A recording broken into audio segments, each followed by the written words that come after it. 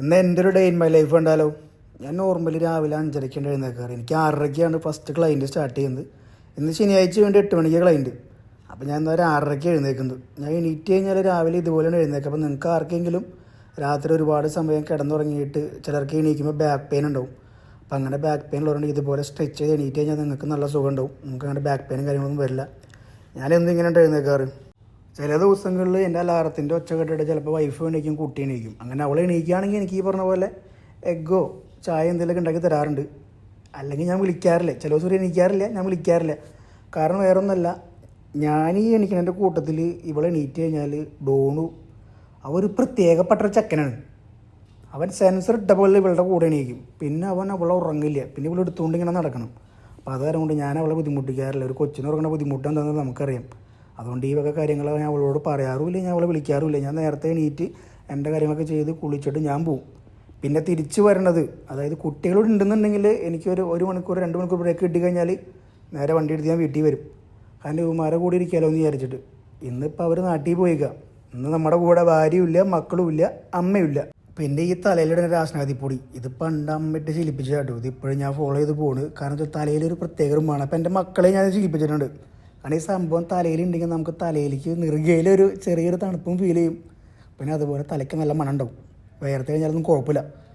അപ്പോൾ ഇത് ശീലിക്കാത്തതുകൊണ്ട് ശീലിച്ചോ, നല്ല പരിപാടിയാണ്. അപ്പോൾ ഇന്നത്തെ ഡേ ഇൻ മൈ ലൈഫിൽ എനിക്കിന്ന് മൊത്തത്തിൽ രാവിലെ 8 o'clock ഒരു PT ഉണ്ട്. അത് 9:30 ഉണ്ട്, 10:30 ഉണ്ട്, പിന്നെ 12 o'clock, അത് കഴിഞ്ഞിട്ട് 1:30, അത് കഴിഞ്ഞിട്ട് 3 o'clock, അത് കഴിഞ്ഞിട്ട് 4 o'clock, പിന്നെ അത് കഴിഞ്ഞിട്ട് 5 o'clock. ഇങ്ങനെയാണ്, ഇത്രയും PT ആണെന്നുള്ളത്. അപ്പോൾ അതിൻ്റെ എല്ലാം ഞാൻ വീഡിയോയിൽ കാണിക്കാൻ പറ്റുമെന്ന് എനിക്ക് ഉറപ്പില്ല. എന്നാലും മാക്സിമം ഞാൻ ഈ ഡേ ഇൻ മൈ ലൈഫിൽ ഞാൻ കാണിക്കാമെന്ന് വിചാരിച്ചിട്ടുണ്ട്. പറ്റുമെന്നറിയില്ല, ഞാൻ മാക്സിമം നോക്കാം. രാവിലെ ഇവള് ചായ എടുത്ത് തരാണെങ്കിൽ ഞാൻ കുടിച്ചിട്ട് പോകുള്ളൂ, അല്ലെങ്കിൽ ഞാൻ കുടിക്കാറില്ല. കാരണം ഞാൻ ആ സമയത്താണ് എണീറ്റ് പോണത്. അപ്പോൾ എനിക്കത് ഉണ്ടാക്കാനുള്ള സമയമൊന്നും കിട്ടാറില്ല. നോർമലി അതിൻ്റെ ഇടയിൽ ഈ 5:30 എന്ന് പറഞ്ഞാൽ ഞാൻ എണീറ്റ് പോകുമ്പോൾ 6:30 PT. ഈ 6:30 PT 7:30 കഴിഞ്ഞാൽ അടുത്ത PT 8 മണിക്ക്. അപ്പോൾ ഈ 7:30 to 8 o'clock ഗ്യാപ്പ് ഉണ്ടാവുമല്ലോ.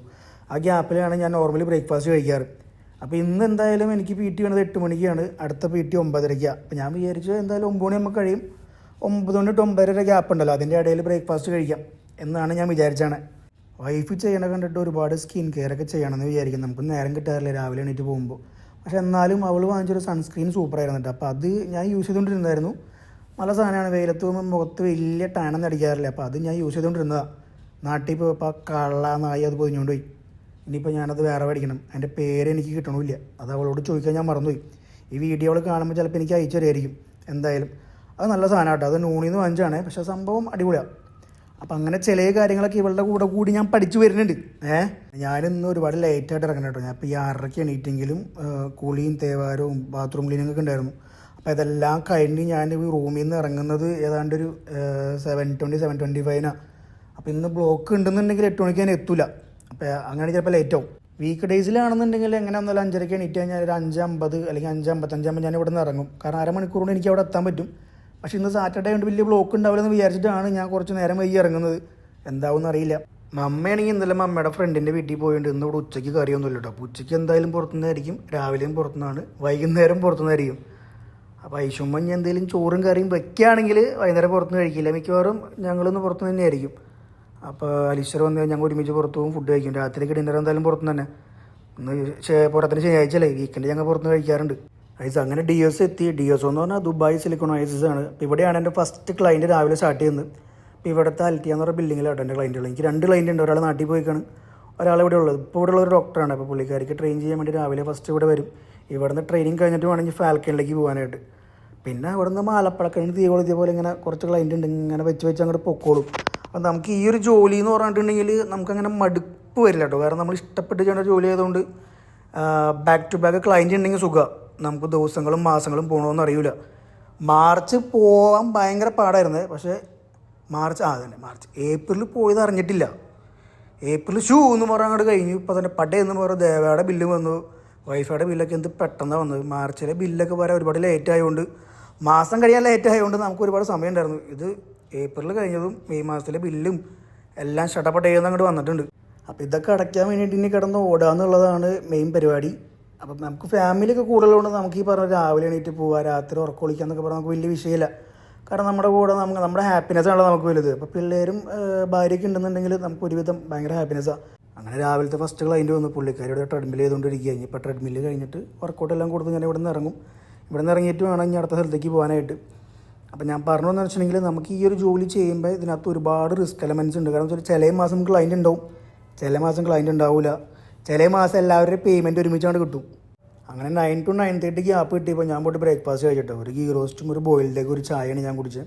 അപ്പോൾ ഇന്ന് ശനിയാഴ്ച കൊണ്ട് 9:30 to 10:30 എനിക്ക് UK ക്ലൈൻറ്റ് ആയിട്ട് ഓൺലൈൻ ക്ലൈൻറ്റ് ഉണ്ട്. പകിൽ എന്നാണ് അവൻ്റെ പേര്. അപ്പോൾ അവനാണ് ട്രെയിൻ ചെയ്യാനുണ്ടായിരുന്നത്. അപ്പോൾ അവനിന്ന് ഈ പറഞ്ഞ പോലെ ചെസ്റ്റും ട്രൈസെപ്സ് ആയിരുന്നു.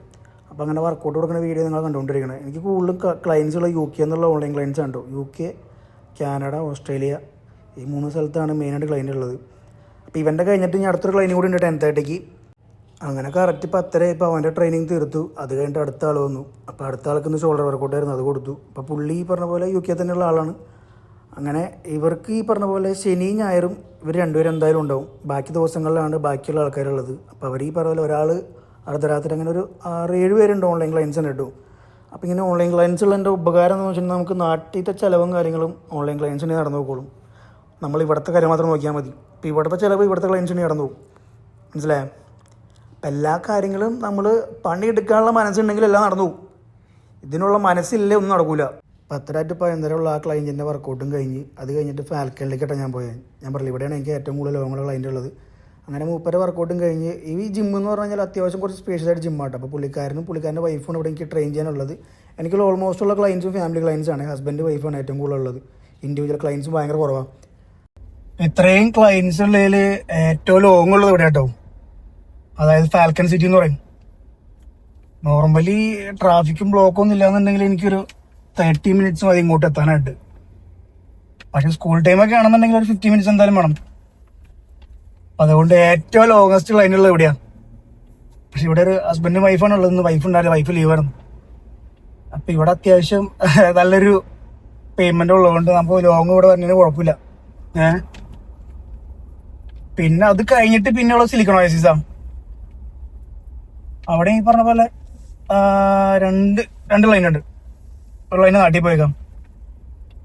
പിന്നെ ലോങ് എന്ന് പറയാനായിട്ട് ജദ്ദാഫ്, ഗർഹൂദ്, അത് അത്ര വലിയ ലോങ് അല്ല. അല്ലാന്ന് വരുമ്പോ ഏറ്റവും ലോങ് ഉള്ളത് ഇവിടെയാണ്. അപ്പൊ ഈ വണ്ടി എടുത്തിട്ട് ഇങ്ങോട്ടേക്ക് വരാനാണ് ഏറ്റവും കൂടുതൽ എണ്ണ ചെലവുള്ളത്. ബാക്കിയൊന്നും നമുക്ക് വലിയ പ്രശ്നമുള്ള കേസല്ല. പക്ഷെ ഇങ്ങോട്ടേക്ക് ആഴ്ചയിലൊരു 3-4 days ഒക്കെ വന്നാൽ മതി. Maximum 3 days. 4 days ഒക്കെ ഭയങ്കര കുറവാണ്. വല്ലപ്പോഴേ ഒരു സാറ്റർഡേ സൺഡേ ഒക്കെ പറയുള്ളൂ. ബാക്കിയൊക്കെ വീക്ക് ഡേയ്സ് ആയിരിക്കും. അതുകൊണ്ട് നമുക്ക് വലിയ പ്രശ്നം വരാറില്ല. പിന്നെ ഈ 311 പിടിച്ച് വരാണെങ്കിൽ നമുക്ക് സാലിക്ക് കൊടുക്കണ്ട.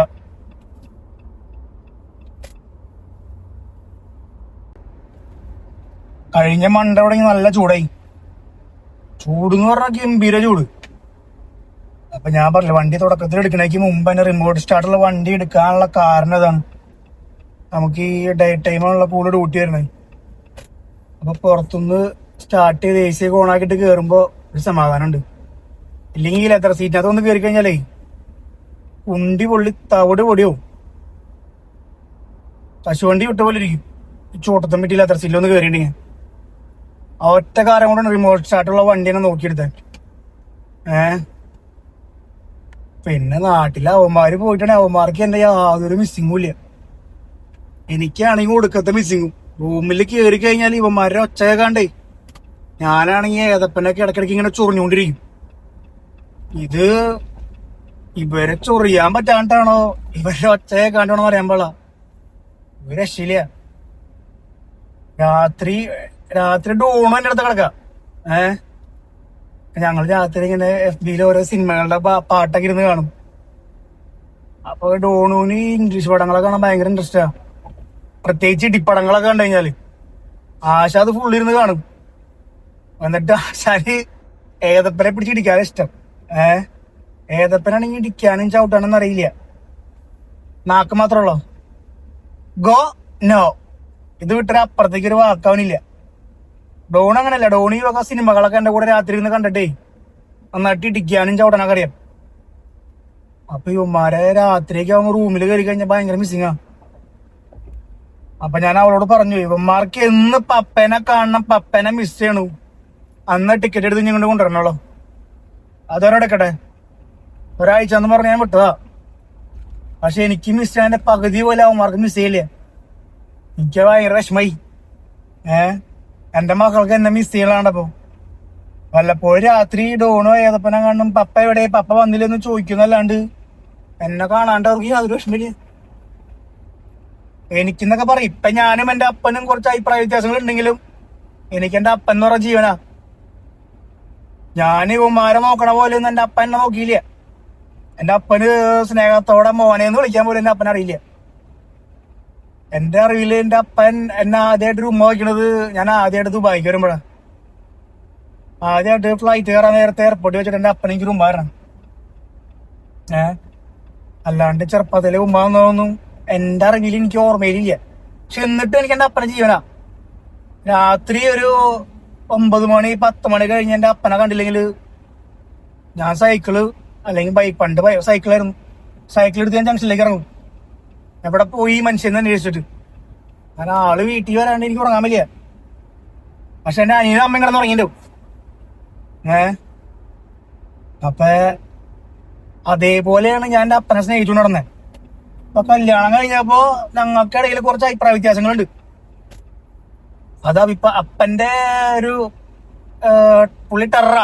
അപ്പൊ ആളുടെ ഒരു ലോജിക്ക് വെച്ച് നമുക്ക് കല്യാണ ജീവിതം വെച്ച് മുമ്പോട്ട് പോകാൻ പറ്റില്ല. അങ്ങനെ ചില ഇഷ്യൂസ് ആണ് ഞാനും അപ്പനായിട്ടുള്ളത്. അല്ലാതെ വേറെ പ്രശ്നങ്ങളൊന്നുമില്ല. അപ്പന്റെ ഒരു കാഴ്ചപ്പാടെന്ന് പറഞ്ഞു കഴിഞ്ഞാൽ കല്യാണം കഴിഞ്ഞ പെണ്ണ് ആണിന്റെ കാൽച്ചോട്ടിലായിരിക്കണം എന്നൊരു മെന്റാലിറ്റിയാണ്. അതെന്തായാലും നടക്കില്ല. വേറെ നമ്മള് പണ്ട് കാലത്തോട് ഇങ്ങനെ സ്റ്റെപ്പ് ബൈ സ്റ്റെപ്പ് ആയിട്ട് ബാക്കോട്ട് പോകുമ്പോ കല്യാണം കഴിഞ്ഞ പെണ്ണുങ്ങളെ അവിടെ നിന്ന് വിളിച്ചോണ്ടിരുന്നത് ഇങ്ങുന്ന് അവിടുന്ന്, പിന്നെ കുട്ടികളുടെ അച്ഛൻ ചേട്ടൻ, അതേ ഇങ്ങോട്ട് വന്നേ, ഇങ്ങനെയൊക്കെയായിരുന്നു. കാലം മാറി ഇപ്പൊ നമ്മളെ അതിന് ശേഷം പിന്നെ പേര് വിളിക്കാൻ തുടങ്ങി, പിന്നെ എടാപോടൊക്കെ ആയി. അപ്പൊ അവിടെ നിന്ന് വരുന്നവർ ഇങ്ങനെ മാറ്റങ്ങൾ മാറി മാറി വരും. പണ്ട് നമ്മൾ ഈ പറഞ്ഞ പോലെ അപ്പൻ നമ്മുടെ മുമ്പിലും നമ്മൾ അപ്പന്റെ ബാക്കില. കാരണം നമുക്കൊന്നും അറിയില്ല. എല്ലാ കാര്യങ്ങളും അപ്പനറിയുള്ളൂ. അപ്പനാണ് നമ്മുടെ സൂപ്പർ ഹീറോ. ഇന്ന് കാലം മാറുമ്പോ അപ്പൻ നമ്മുടെ പുറകെ വേണമെന്നല്ല, പക്ഷെ നമ്മളാണ് ഇപ്പൊ അവർക്ക് വഴി കാണിച്ചു കൊടുക്കേണ്ടത്. അവർക്ക് പല കാര്യങ്ങളും അറിയില്ല. അപ്പൊ നമ്മൾ പഠിപ്പിച്ചു കൊടുക്കണം. പക്ഷെ അത് പഠിപ്പിച്ചു കൊടുക്കാം എന്ന് നമ്മൾ വിചാരിച്ചു കഴിഞ്ഞാൽ പഠിക്കാനുള്ളൊരു മെന്റാലിറ്റി അവർ കാണിക്കണ്ടേ? അത് അവർക്ക് പറ്റില്ല. അവർക്ക് ഇപ്പോഴും രാജാവായിട്ട് നിൽക്കണം എന്നുള്ളൊരു മൈൻഡാണ്. രാജാവനെ അപ്പൻ എന്ന് പറയണത് എപ്പോഴും വീട്ടിൽ രാജാവനെ. പക്ഷെ അറിയാത്ത കാര്യങ്ങള്, അറിയില്ലാത്ത കാര്യങ്ങൾ പഠിക്കാനുള്ളൊരു മൈൻഡ് അവർക്ക് വേണം. അപ്പൊ നാളെ എനിക്ക് 2 ആൺമക്കളാ. നാളെ കാലം മാറാണ്. ഞാൻ അവർക്ക് മുമ്പിലാ. അവർക്ക് പല കാര്യങ്ങളും അറിയില്ല, ഞാൻ പഠിപ്പിച്ചു കൊടുക്കാം. പക്ഷെ കുറച്ച് കഴിഞ്ഞാൽ ഞാൻ അവരെ ഫോളോ ചെയ്യണം. എന്നാലാണ് മുമ്പോട്ട് പോകാൻ പറ്റുള്ളൂ. ഇങ്ങനെ കുറെ കാര്യങ്ങൾ കുടുംബത്തിൽ വരും. അതൊക്കെ ഈ പറഞ്ഞ പോലെ അഡ്ജസ്റ്റ് ചെയ്ത് മുമ്പോട്ട് പോകണവർക്കേ പോകാൻ പറ്റുള്ളൂ. അല്ലെങ്കിൽ ഇങ്ങനെയൊക്കെയാവും. നിങ്ങൾ വിചാരിക്കണ പോലെ നമ്മുടെ വീട്ടിൽ വേറെ പ്രശ്നങ്ങളും കാര്യങ്ങളൊന്നും ഇല്ല. ഇങ്ങനെ ചില അഭിപ്രായ വ്യത്യാസങ്ങളാണ്. അപ്പൊ പെണ്ണുങ്ങളെ വരച്ച വരെ നിർത്തുന്നവരാണ് ആണുങ്ങൾ എന്നുള്ള ഒരു മെന്റാലിറ്റിയാണ് എന്റെ അപ്പനുള്ളത്. ആ മെന്റാലിറ്റി എനിക്കില്ല. കാരണം ഞാൻ പെണ്ണ് കെട്ടിയത് എനിക്കൊരു കൂട്ടിന് വേണ്ടിട്ടാ, അല്ലാതെ വയസ്സായ എന്റെ അപ്പനമ്മനെ നോക്കാനല്ല. അപ്പൊ നമ്മുടെ നാട്ടിൽ ഇപ്പോഴും കുറെ ആൾക്കാർ വിചാരിച്ചാണ് പെണ്ണ് കെട്ടണത് അപ്പനമ്മനെ നോക്കാണെന്ന്. അപ്പനമ്മനെ നോക്കാന്നുള്ള ഉത്തരവാദിത്തം എനിക്കാ. അത് ഞാൻ കെട്ടിക്കൊണ്ടിരുന്ന പെണ്ണിനില്ല. മനസ്സിലായ? അപ്പൊ ഇങ്ങനെ കുറെ കാര്യങ്ങള് ഇതിന്റെ ഇടയിലുണ്ട്. അപ്പൊ നമ്മളെന്താ വിചാരിക്കും ഓരോ കല്യാണം കഴിഞ്ഞ് കഴിയുമ്പോ നമ്മുടെ പ്രശ്നം എന്ന് വെച്ചിട്ടുണ്ടെങ്കിൽ നമ്മളൊരു പെണ്ണ് കെട്ടി. നമുക്ക് അതിന് മുമ്പും അഭിപ്രായ സ്വാതന്ത്ര്യം ഉണ്ട്. നമ്മൾ അതിന് മുമ്പ് അഭിപ്രായങ്ങൾ പറയും. പക്ഷെ നമ്മളൊരു പെണ്ണ് കെട്ടിക്കഴിഞ്ഞാൽ നമ്മൾ അഭിപ്രായം പറയുമ്പോൾ ഇവരുടെ വിചാരം നമ്മളെ കൊണ്ട് അത് പെണ്ണ് പറയിപ്പിക്കണതാണ്. അവിടെ നിന്നാണ് ഈ പ്രശ്നങ്ങളൊക്കെ വരണേ. മനസ്സിലായോ? ഇപ്പൊ ഞാൻ പറഞ്ഞെന്ന് വെച്ചിട്ടുണ്ടെങ്കിൽ ഏതപ്പനുണ്ട് ഓണപ്പനും നമ്മളെല്ലാ സൗകര്യങ്ങളും കൊടുത്തു. അത് കാരണം അവർക്ക് ചിലപ്പോ എന്നെ മിസ് ചെയ്യാനുള്ള പ്രായം ആവാണ്ടായിരിക്കും കേട്ടോ. പക്ഷെ എനിക്ക് ഭയങ്കര വിഷമം. ഇതുകൊണ്ടാണ് എനിക്കൊരു പെൺകുട്ടി വേണം എന്ന് പറയണത്. അവർക്ക് അമ്മയും അമ്മൂമ്മയും ജീവനാ. പക്ഷെ നമ്മള് എത്ര സ്നേഹിച്ചാലും അവരുടെ കണ്ണിൽ പെടല്ലേ. അതുകൊണ്ടാണ് ഞാൻ പ്രവാസിയായാലും ഏറ്റവും കൂടുതൽ വിഷമിക്കുന്ന ഒരു കേസ് അതാട്ടോ. കാരണം ഇവര് ജനിച്ചപ്പോ നമ്മൾ ആ സമയത്ത് കൂടെ ഉണ്ടായെന്നല്ലാണ്ട് ഇവരെ വളർച്ചയൊക്കെ ഞാൻ ഫോണിൽ കൂടെ കണ്ട ഒരാളാണ്. ഇടയ്ക്കിടയ്ക്ക് നാട്ടിൽ പോയെങ്കിൽ പോലും അധികം ദിവസം എനിക്ക് മക്കളോട് സ്പെൻഡ് ചെയ്യാൻ പറ്റില്ല. ഇപ്പോഴാണ് എനിക്ക് ശരിക്കും ഈ വല്ലപ്പോഴൊക്കെ നാട്ടിൽ പോണ പ്രവാസികളായ അപ്പന്മാരുടെ അവസ്ഥ മനസ്സിലാവുന്നു. നമ്മള് ശരിക്കും പറഞ്ഞ ഇവർക്ക് വേണ്ടപ്പെട്ട സാധനങ്ങളൊക്കെ കൊടുക്കാൻ പറ്റിയ ഒരാളാണ്. അല്ലാതെ ഇപ്പൊ എനിക്ക് ഈ പറഞ്ഞ പോലെ പണ്ട് ഇത്ര സൗഭാഗ്യങ്ങളും അല്ലെങ്കിൽ ഇതേപോലത്തെ ലൈഫൊന്നും എനിക്ക് എന്റെ അപ്പം നല്ലേ. പക്ഷെ എന്നാലും എനിക്ക് എന്റെ അപ്പനോട് ഭയങ്കര ഇഷ്ടമാണ്, ഭയങ്കര സ്നേഹം. അതേപോലെ ഇവന്മാർക്കില്ല. അത് നമ്മളെല്ലാം കൊടുത്തിട്ടല്ല, ഇനി കുറച്ച് ചിലപ്പോൾ കുറച്ച് തിരിച്ചറിയാകുമ്പോൾ ചിലപ്പോൾ എങ്ങനെയെന്ന് എനിക്ക് അറിയാൻ പാടില്ല. പക്ഷെ എന്നാലും എനിക്ക് തോന്നല്ലേ, കാരണം ഇവരെ ചെറുപ്രായത്തിൽ നമ്മളെ എങ്ങനെ ടേക്ക് കെയർ ചെയ്യണോ അതുപോലെ ആയിരിക്കും വലുതായി കഴിയുമ്പോൾ നമ്മളെ ഇവരെ ടേക്ക് കെയർ ചെയ്യാം. മനസ്സിലാവണ്ട? അപ്പൊ പ്രവാസി ആയതിൽ വിഷമം തോന്നിയത് അപ്പഴാ. അതുവരെ എനിക്ക് അങ്ങനെ വിഷമം തോന്നിയില്ലേ. ഞാൻ ഇടയ്ക്കിടയ്ക്ക് ഈ മക്കളെയും ഭാര്യനെയൊക്കെ നാട്ടിൽ കാണാൻ പോകുമ്പോഴൊക്കെ ഈ പറഞ്ഞ പോലെ നമ്മുടെ മനസ്സിൽ പ്രവാസിയാന്ന് എന്റെ മക്കൾക്ക് തോന്നാതിരിക്കാനാണ് ഞാൻ ഇടയ്ക്കിടയ്ക്ക് ഇല്ലാത്ത പൈസയൊക്കെ ഉണ്ടാക്കി നാട്ടിൽ പോയിട്ടിരുന്നത്. പക്ഷെ എന്നിട്ടും നമ്മളിവിടെ കൊണ്ടു നിർത്തിയിട്ട് അവന്മാർക്ക് നമ്മളെ യാതൊരു വിധ മിസ്സിങ്ങും ഇല്ല. അതൊക്കെ ആലോചിക്കുമ്പോൾ ശരിക്കും സങ്കടം ഉണ്ട്. പക്ഷെ എന്നാലും ചിലപ്പോൾ കുറച്ച് കഴിയുമ്പോൾ ശരിയാവുമായിരിക്കും, അറിയില്ല. അപ്പൊ ഞാൻ അവളോട് പറഞ്ഞു, അവന്മാർക്ക് എന്ന് ദുബായും പപ്പയും മിസ് ചെയ്യണോ അമ്മയും ഇങ്ങോട്ട് കൊണ്ടുവരണുള്ളൂ. അതുവരെ നാട്ടിൽ നിൽക്കട്ടെ. എല്ലാ പ്രവാസികളുടെ മക്കളും ഇങ്ങോട്ട് പഠിച്ചാൽ മതി. അതിന്റെ ആവശ്യമുള്ളൂ. നമ്മൾ ഓവർ കെയർ ചെയ്ത് സ്നേഹിച്ചിട്ടൊന്നും വലിയ കാര്യമില്ല. അവന്മാർക്കും തോന്നണ്ടേ അപ്പനെ കാണണമെന്നും അപ്പന്റെ സ്നേഹം അനുഭവിക്കുന്നതൊക്കെ അവർക്കും തോന്നണ്ടേ. അല്ലാണ്ട് നമുക്കത് തോന്നിയിട്ട് കാര്യമില്ലല്ലോ. അങ്ങനെ ശനിയാഴ്ച ആയിട്ട് രാവിലെ ഇറങ്ങിയിട്ട് 8:30 വീട്ടിൽ കഴിഞ്ഞു. 9:30 ഓൺലൈൻ കഴിഞ്ഞു. 10:30 ഓൺലൈൻ കഴിഞ്ഞു. 12 മണിക്ക് ഫാൽക്കണിൽ കഴിഞ്ഞു. ഇനി ജിമ്മിൽ പോയിട്ട് വർക്കൗട്ട് ചെയ്യണം. ഇന്നലെ കിടയാ വർക്കൗട്ട് കഴിഞ്ഞിട്ട് തുടങ്ങി അടുത്ത ക്ലൈന്റ് ജദ്ദാഫില്, അത് കഴിഞ്ഞിട്ട് വരണം കരാമല്. അതുകൂടി കഴിഞ്ഞ് ഇന്നത്തെ പരിപാടി കഴിഞ്ഞു. ഇനി വീട്ടിൽ പോയിട്ട് ഒന്ന് ഫുഡ് അടിക്കണം. ഇന്ന് ഫുഡ് പുറത്തുനിന്നാ. രാവിലെ ബ്രേക്ക്ഫാസ്റ്റ് പുറത്തുനിന്നായിരുന്നു. ഇന്ന് ലഞ്ചും പുറത്തുനിന്ന് തന്നെ. പുറത്ത് വണ്ടി പാർക്കായിട്ട് കുറെ നടക്കാനിട്ട് അതുകൊണ്ട് ക്ലാസ്സൊക്കെ വെച്ചിട്ടുണ്ട്. ഭയങ്കര ചൂടാ, ഒരു രക്ഷയില്ല. ഇപ്പം നമ്മൾ കയറാൻ പോകണം. നമ്മൾ വർക്കൗട്ട് ചെയ്യണ ജിമ്മിലേക്കുണ്ട യൂണിഫിറ്റ് എന്ന് പറയും. ഇവിടെ നിറച്ച് കാല് കുത്തിയ ഫുള്ള് മെഷീനറീസാ. ഇതുപോലത്തെ ഒരു ജിമ്മൊന്നും നിങ്ങൾക്ക് കരാമല് കാണാൻ പറ്റില്ല, അത്രയും മെഷീനറീസ് ഉണ്ട് ഇവിടെ. ഇവിടെയാണ് ഇന്നത്തെ വർക്കൗട്ട്. അങ്ങനെ ഇന്ന് ലെഗ് ഡേ ആയിരുന്നു. ഇന്ന് ക്വാഡ്സിൻ്റെ ഡേ ആണ് കേട്ടോ. നമ്മൾ ആഴ്ചയിൽ 2 ദിവസം ലെഗ് കളിക്കും. ഒരു ദിവസം ഫുള്ള് ആംസ്ട്രിങ്ങിനും ഒരു ദിവസം ഫുള്ള് ക്വാഡ്സിനും. അപ്പോൾ ഇന്ന് ക്വാഡ്സിനായിരുന്നു വർക്കൗട്ട്. എനിക്ക് ഈ ലെഗ് ഡേ കഴിഞ്ഞാൽ പിന്നെ ഒന്നിനൊരു മൂഡുണ്ടാവില്ല. കളിക്കുമ്പോഴും ഞാൻ ചിന്തിക്കണത് ഇന്നത്തെ വർക്കൗട്ട് കഴിഞ്ഞിട്ട് ഞാൻ എങ്ങനെ ക്ലയൻസിൻ്റെ അടുത്ത് പോവും, ഇനി വേറെ ക്ലയൻസ് ഒന്നും ഉണ്ടാവില്ലേ, ക്യാൻസൽ ആവണമെന്നൊക്കെയാണ് ഞാൻ പ്രാർത്ഥിക്കണ മനസ്സിൽ. കാരണം ഈ ലെഗ് വർക്കൗട്ട് കഴിഞ്ഞിട്ട് പിന്നെ വേറൊരു ക്ലയൻറ്റിൻ്റെ അടുത്ത് പോകാന്ന് പറഞ്ഞാൽ ചില്ലറ പരിപാടികളാണ്. നമുക്ക് ഭയങ്കരമായിട്ട് വേദന എടുക്കും, ക്രാംസ് വരും. എനിക്കിങ്ങനെ കുറേ പരിപാടികളുണ്ട്. അപ്പോൾ ഇത് കഴിഞ്ഞിട്ട് 2 മീറ്റിംഗ് കൂടി ഉണ്ട്. അതിലൊരെണ്ണം ക്യാൻസലായി, ദൈവം സഹായിച്ചിട്ട്. പിന്നെ ഒരെണ്ണം ഉണ്ടായിരുന്നുള്ളൂ. ഞാനും എൻ്റെ ഒരു ക്ലയൻറ്റും പിന്നെ എൻ്റെ ഫ്രണ്ട് ഞങ്ങൾ ഒരുമിച്ചാണ് വർക്കൗട്ട് ചെയ്യാറ്. അപ്പോൾ നോർമലി നമ്മളൊരു ഉച്ചയ്ക്ക് ഒരു 12:30 വർക്കൗട്ട് തുടങ്ങിയാൽ ഏതാണ്ട് 2 മണിക്ക് തീരും. കാരണം 2 മണിക്ക് എനിക്കൊരു ഓൺലൈൻ ക്ലാസ്സും കൂടി ഉണ്ട്. ഇത് പിന്നെ ശനിയാഴ്ച ആയതുകൊണ്ട് ആ ക്ലയൻറ്റ് കറക്റ്റ് ഒരു 10:30 വന്നു. അപ്പോൾ ഉച്ചയ്ക്ക് ഞങ്ങൾ വർക്കൗട്ട് സ്റ്റാർട്ട് ചെയ്താൽ ഏതാണ്ട് ഒരു 1:30-2 മണി അങ്ങാണ്ടായി വർക്കൗട്ട് തുടങ്ങിയപ്പോൾ. ഇന്ന് എന്താണെന്ന് അറിയില്ല, ഞങ്ങൾക്ക് ആർക്കും വർക്കൗട്ട് ചെയ്യാൻ മൂടുണ്ടായിരുന്നില്ല മൊത്തത്തിൽ. എനിക്കാണെങ്കിൽ ഇന്നലെ ഉറക്കം ശരിയായില്ല, എൻ്റെ കൂടെ ഉള്ളവർക്കും മൂടുണ്ടായില്ല, എനിക്കും മൂടുണ്ടായില്ല. പക്ഷേ ലെഗ് വർക്കൗണ്ട് അങ്ങനെ പ്രത്യേകത ഉണ്ട്. നമുക്ക് തുടങ്ങാനാണ് ഒരു മൂഡ് കുറവുള്ളത്. തുടങ്ങിക്കഴിഞ്ഞാൽ പിന്നെ അങ്ങോട്ട് പൊക്കോളും. അതാണ് ഇതിൻ്റെ ഒരു പവർ. പിന്നെ ഇത് അടിച്ച് കഴിഞ്ഞിട്ടൊരു ഫീലുണ്ട്, അത് അടിച്ച് തന്നെ അനുഭവിക്കണം നമ്മൾ. പിന്നെ ലാസ്റ്റ് വർക്കൗട്ട് എന്ന രീതിയിൽ ഞങ്ങൾ എല്ലാ വർക്കൗട്ടും ഞാൻ കാണിച്ചില്ല, എനിക്ക് എടുക്കാൻ പറ്റിയില്ല, ഫോണിൽ ചാർജ് കഴിയാറായിട്ട്. അപ്പോൾ ഞങ്ങൾ 3 പേരെന്ന് പറഞ്ഞില്ല, അതിൽ ഒരുത്തന്നെ പിന്നെ ഇവൻ്റെ ക്ലയൻറ്റാണ്, മറ്റവൻ്റെ ഫ്രണ്ടാണ്.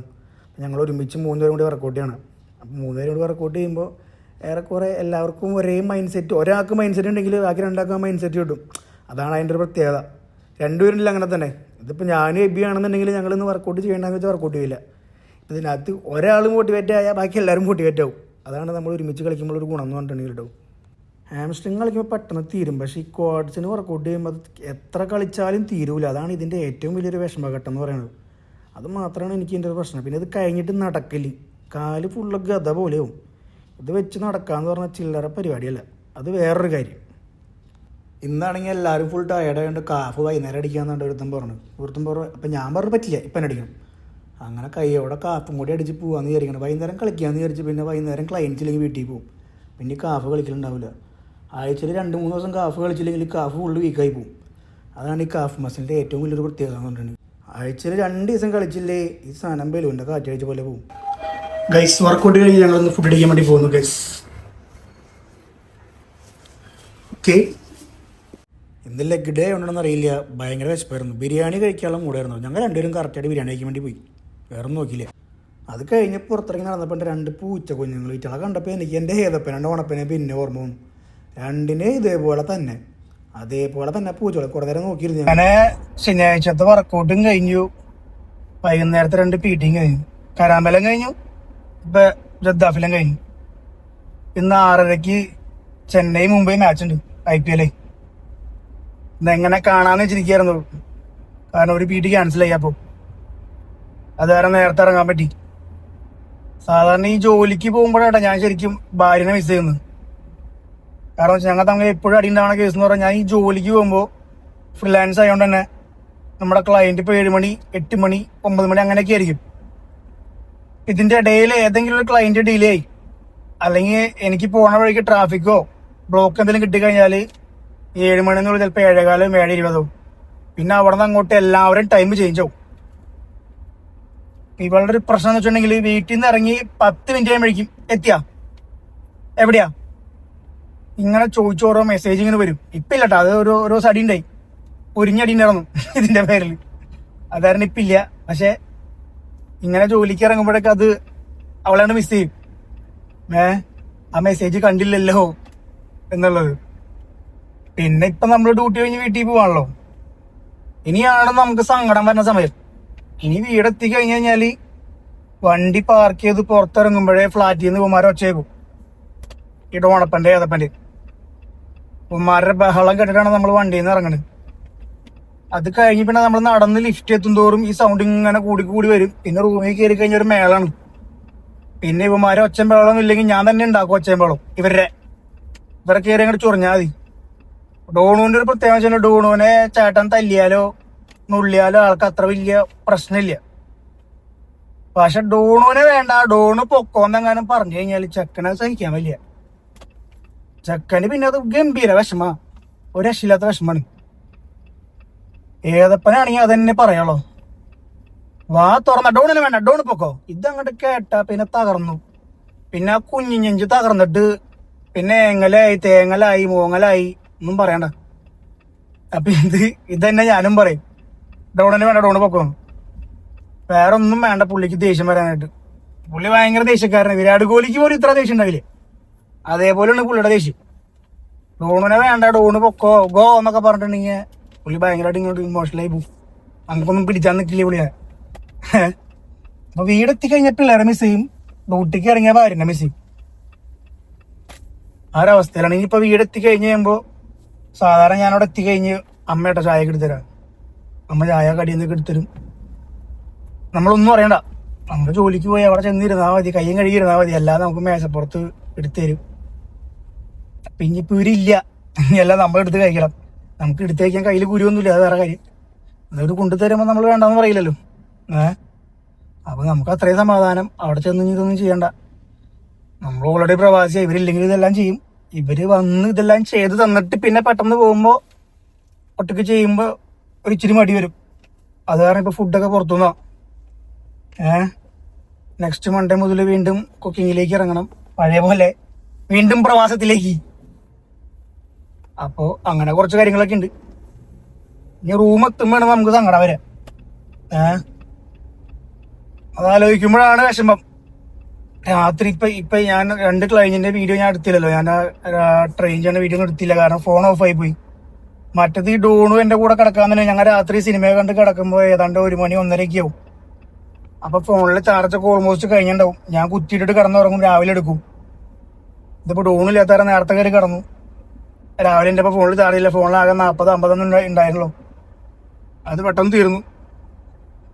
അപ്പൊ അത് വണ്ടിക്കകത്ത് ഇങ്ങനെ കുത്തിയിട്ടാണ് ഞാൻ പിന്നെ ഡ്യൂട്ടിക്ക് കയറി തന്നെ. ഇനി പോയിട്ട് കുറെ അലക്കാണ്ട്.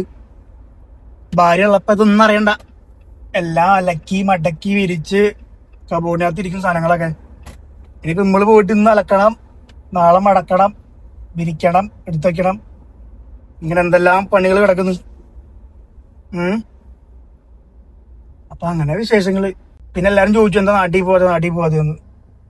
ഇവരൊരു ഫാമിലി ഫംഗ്ഷന് വേണ്ടി പോയത്. അപ്പം ഞാനും പോകേണ്ടതായിരുന്നു. പക്ഷേ യുദ്ധമൊക്കെ ഏതാണ്ട് അവസാനിച്ച മട്ടാണ്. അപ്പം പഴയ കുറച്ച് പേരുടെ സാലറി കട്ടായി, കുറച്ച് പേർക്ക് പകുതി സാലറി ഉള്ളൂ. അങ്ങനെ കുറച്ച് പേരൊക്കെ സ്റ്റോപ്പ് ചെയ്തിട്ടുണ്ടായി ജിമ്മൊക്കെ. അപ്പം അവരൊക്കെ റീസ്റ്റാർട്ട് ചെയ്ത് വന്ന സമയമാണ്. അപ്പം ആ സമയത്ത് ഞാൻ നാട്ടിൽ പോയി കഴിഞ്ഞാൽ പിന്നെ ഇവരെ തിരിച്ച് ട്രാക്കി കൊണ്ടുവരാൻ ഭയങ്കര പാടാണ്. അതുകൊണ്ടാണ് ഞാൻ പിന്നെ നാട്ടിൽ പോകേണ്ടിരുന്നത്. നമുക്ക് അത്യാവശ്യം വേണ്ടത് നമ്മുടെ ജോലിയാണ്. ജോലി കളഞ്ഞിട്ടുള്ളൊരു പരിപാടിയില്ല. ബേസിക് അതാണ്, ബാക്കിയെല്ലാം പിന്നെ. അങ്ങനെ നമ്മൾ ലിഫ്റ്റ് എത്തി. ഈ ലിഫ്റ്റിൽ നിന്ന് ഇറങ്ങുമ്പോൾ ശരിക്കും അവരെ ഒച്ചയായിക്കോട്ടും. അപ്പം ഇനി റൂമിൽ കയറുമ്പോഴാണ് നമുക്ക് സങ്കടം വരാൻ. എന്നാലും വലിയ കുഴപ്പമില്ല. ഇന്ന് CSK മുംബൈ കളികളുണ്ട്. ഞാൻ പോയി കളി കണ്ടിരിക്കും. എന്തെങ്കിലും കഴിക്കുകയാണെങ്കിൽ ഓർഡർ ചെയ്യും, കഴിക്കും. എത്തി. ഇവിടെ നിന്ന് തുടങ്ങുന്ന ഫുള്ള് നമ്മളെ പിള്ളേരെ ഒച്ച കേൾക്കാറ്. ഇവിടെ എന്തെങ്കിലും ഒച്ച ഉണ്ടോ നോക്കി. എൻ്റെ ഒച്ചയിലാണ്ട് വേറൊരു ഒച്ച ഇവിടെ കേൾക്കാനില്ല. അത്ര ഈ കോറിഡോർ സൈലൻ്റായി പോയി. ചെക്കന്മാർ പോയി കഴിഞ്ഞപ്പോൾ ചെക്കന്മാർക്ക് നമ്മളൊരു മിസ്സിങ് ഇല്ല. അതാണ് എൻ്റെ ഏറ്റവും വലിയ വിഷമം. മറ്റത് ഞാനിങ്ങനെ വന്നു കഴിഞ്ഞാൽ ഈ സോഫയിൽ രണ്ടാനിരിക്കണ്ടാവും. ഇവിടെ എത്തുമ്പോഴേക്കും മേത്തപ്പൻ സോഫയിൽ ഫുള്ള് മുള്ളിയിട്ട് അതിൻ്റെ മണമായിരിക്കും ഇവിടെ മൊത്തം. താഴത്ത് കാല് കൂത്താനായിട്ട് ഉണ്ടാവില്ല, അവിടെയൊക്കെ ഫുള്ള് ടോയ്സ് ആയിരിക്കും. ഇതൊക്കെ ആലോചിക്കുമ്പോൾ നമുക്ക് വിഷമം വരാം. ഇനി നമ്മൾ നമ്മുടെ ബാൽക്കണി തുറന്നു കഴിഞ്ഞാലേ ബാൽക്കണിയൊക്കെ നോക്കി ഇവിടെയൊക്കെ ഫുൾ ടോയ്സാണ്. ടോയ്സൊക്കെ ഇത് ഫുള്ള് അടക്കി പറക്കി വെച്ചേക്കാം അമ്മ. താഴത്തിട്ട് ഒരു വക സാധനങ്ങളില്ല. വീട് ഉറങ്ങാന്നൊക്കെ പറയില്ലേ, ആ അവസ്ഥയിൽ നിൽക്കണം. അപ്പം നമുക്ക് ഇതിൻ്റെ അകത്ത് വന്ന് കയറി കഴിഞ്ഞാൽ ചെക്കന്മാരെ ഭയങ്കര മിസ് ചെയ്യും. ഡ്യൂട്ടിക്ക് പോയി എനിക്ക് അത്ര കുഴപ്പമില്ല. റൂമിൽ വന്ന് കയറുമ്പോഴാണ് ഇവർ മിസ് ചെയ്യണത്. പിന്നെ നമുക്ക് എന്തെങ്കിലുമൊക്കെ ആക്ടിവിറ്റീസൊക്കെ ചെയ്യാമെന്ന് വിചാരിച്ചാൽ ഒരു ലിമിറ്റില്ലേ. TV കാണാമെന്ന് വിചാരിച്ചാൽ TV ആകുമ്പോൾ പൊട്ടിച്ച് പകുതിയൊക്കെ വെച്ചേക്കുക, പകുതി കാണാൻ പറ്റുള്ളൂ. എന്ത് പറയാൻ. ഇനി കുറച്ച് അലക്കാണ്ട്, അത് അലക്കി മടക്കി വിരിച്ചൊക്കെ വെക്കട്ടെ, എന്നിട്ട് കളി കാണാം. തിങ്കൾ മുതലുള്ള അലക്കാൻ കിടക്കുക. വൈഫ് ഉണ്ടെങ്കിൽ ഇതൊന്നും എനിക്ക് അറിയേണ്ട ആവശ്യമില്ല. ഇങ്ങനെയുള്ള സന്ദർഭങ്ങൾ വരുമ്പോൾ നമ്മൾ വൈഫിനെ ഒരാൾ മിസ് ചെയ്യും. ഇങ്ങനെ പല പല സമയത്താണ് നമ്മൾ മിസ് ചെയ്യണം. ഫുള്ള് ക്ലീൻ ചെയ്യാൻ നടക്കണ്ടല്ലോ.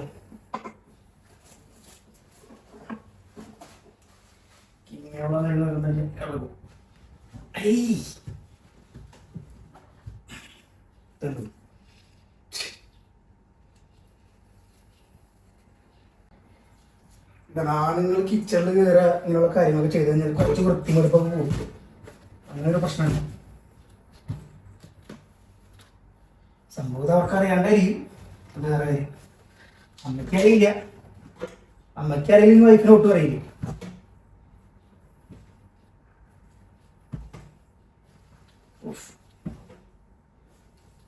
ഒരു ലോഡുണ്ട് സ്ഥലക്കാനായിട്ട്. ഇത് ഫുള്ള് എൻ്റെ മാത്രമാണ്. ഇതിനകത്ത് വേറെ ആരുമില്ല.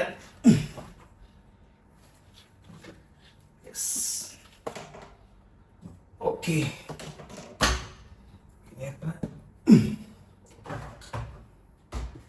അവൾ പോയി ഇപ്പം ഇറക്കിട്ടുണ്ടോ പോയാ, പക്ഷെ അങ്ങനെ ഇറക്കാണ്ടോ. യെസ്,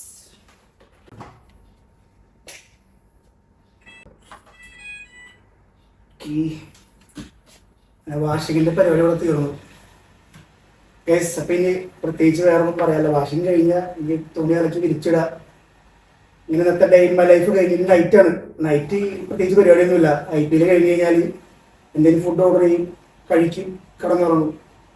പ്രത്യേകിച്ച് വേറെ പരിപാടികളൊന്നുമില്ല. ഐഷു കുറച്ച് കഴിയുമ്പോൾ വരും. ഐഷു ചിലപ്പോൾ നാട്ടിൽ പോകും. എന്തായാലും ടിക്കറ്റ് നോക്കിയിട്ട് കിട്ടിയില്ല. ഇങ്ങനെ ഇന്നത്തെ എൻ്റെ ഡേ ഇൻ മൈ ലൈഫ് കൂടെ അവസാനിക്കുകയാണ്. Bye bye.